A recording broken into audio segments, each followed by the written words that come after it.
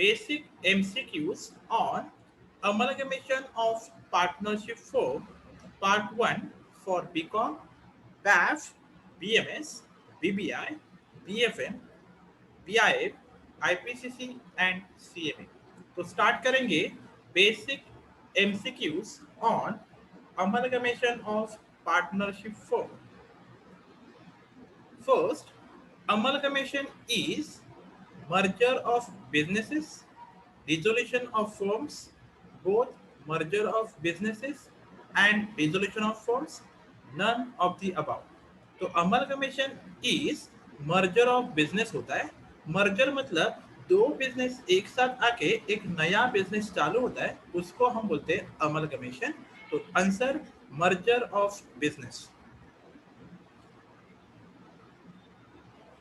Second, purchase consideration is the amount payable by new firm to old firm, payable by old firms to partners, payable by one firm to another firms, none of the above. Purchase consideration ये payment होता है new firm old firm को payment करता है. तो answer होगा payable by new firm to old firm, क्योंकि new firm ने ओल्ड फर्म का बिजनेस परचेज किया है तो न्यू फर्म पे करेगा और ओल्ड फर्म रिसीव करेगा. तो answer payable by new firm to old firm.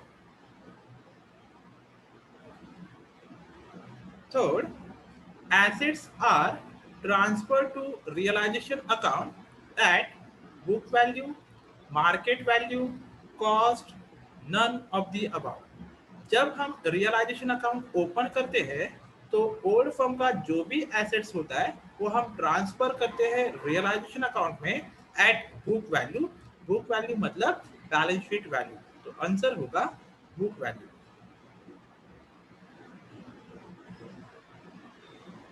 Fourth, excess of credit over debit side of realization account is profit on realization, loss on realization, surplus or deficit. तो excess of credit over debit side of realization account, excess मतलब ज्यादा, आपका credit side ज्यादा है, इसका मतलब profit है.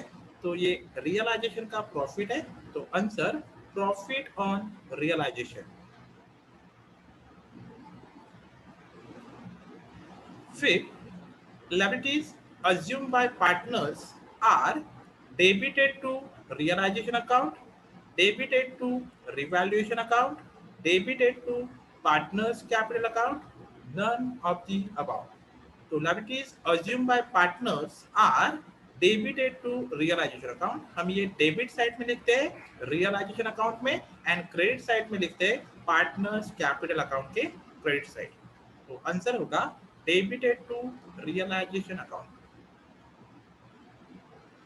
6, realization expenses are debited to bank account, debited to realization account, credited to capital account, none of the above.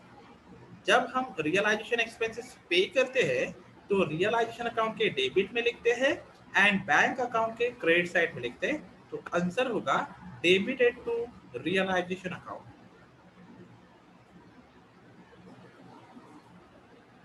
7, excess of net assets over purchase consideration is capital reserve, goodwill, capital, drawings account. Excess of net assets over purchase consideration मतलब इधर आपके assets ज्यादा है और PC आपका कम है. जब assets ज्यादा होता है और पीसी हम कम पे करते हैं इसका मतलब हमारे लिए प्रॉफिट होता है. तो ये प्रॉफिट हम कैपिटल रिजर्व से शो करते हैं. तो आंसर कैपिटल रिजर्व. यही पीसी आपका ज्यादा होगा और नेट एसेट्स आपके कम होंगे तो इसको हम बोलते हैं गुडविल. तो अभी अपना आंसर होगा कैपिटल रिजर्व.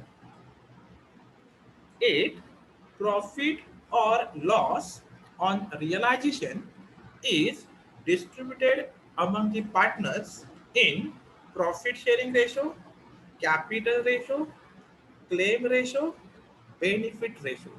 जब प्रॉफिट होता है या फिर लॉस होता है ऑन रियलाइजेशन अकाउंट हम डिस्ट्रीब्यूट करते हैं पार्टनर्स में in their profit sharing ratio. तो आंसर होगा profit sharing ratio.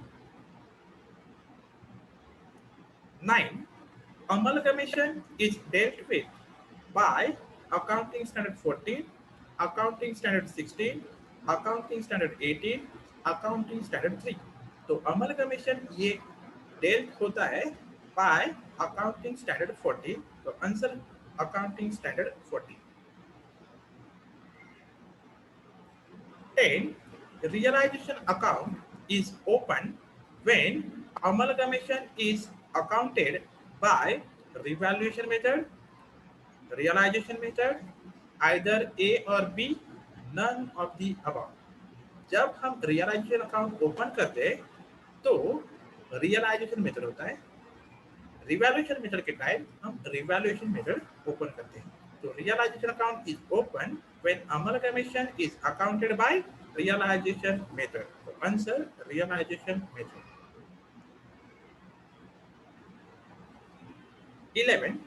On amalgamation, realization account is opened in the books of purchasing firm, vendor firm, both purchasing and vendor firm, none of the above। जब amalgamation होता है तब हम realisation account open करते हैं in the books of old firm. Old firm मतलब vendor firm. तो vendor firm को हमें क्या करना है, क्लोज करना है। तो हम वेंडर फर्म में रियलाइजेशन अकाउंट ओपन करते हैं। तो answer vendors firm. 12. On amalgamation, liability not taken over by the new firm is transferred to capital account, new firm's account, profit and loss account, profit and loss adjustment account। On amalgamation जो भी liability new firm take over नहीं करता है वो पे करना होता है पार्टनर्स को। तो वो हम ट्रांसफर करते हैं पार्टनर्स कैपिटल अकाउंट में। तो आंसर होगा capital account. 13.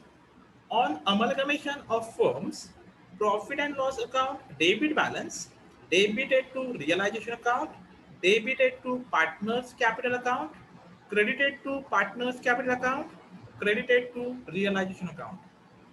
Profit and loss account का डेबिट बैलेंस होता है, मतलब ये लॉस होता है। ये लॉस हम ट्रांसफर करते हैं debited to partners capital account. यही समझो क्रेडिट बैलेंस होता तो ये प्रॉफिट होता है, तब हम वो ट्रांसफर करते हैं credited to partners capital account. तो अभी डेबिट बैलेंस है, डेबिट बैलेंस हम शो करते हैं या रिकॉर्ड करते हैं पार्टनर्स कैपिटल अकाउंट के डेबिट साइड। तो answer debited to partners capital account. 14. Profit on realization account is credited to partners capital account, debited to partners capital account, ignore none of the above। जब realisation account में profit होता है इसका मतलब realisation account के debit side में ये difference आता है, वो हम ट्रांसफर करते हैं पार्टनर्स कैपिटल अकाउंट के क्रेडिट साइड। इसका मतलब profit on realization account is transferred to या credited to partners capital account। तो answer credited to partners capital account। 15. Purchase consideration is calculated by net payment method, net assets method, either net payment method or net assets method, none of the above। तो purchase consideration हम calculate करते हैं net payment method से भी and net assets method से भी। तो answer होगा आइदर नेट पेमेंट मेथड और net assets method. Thank you.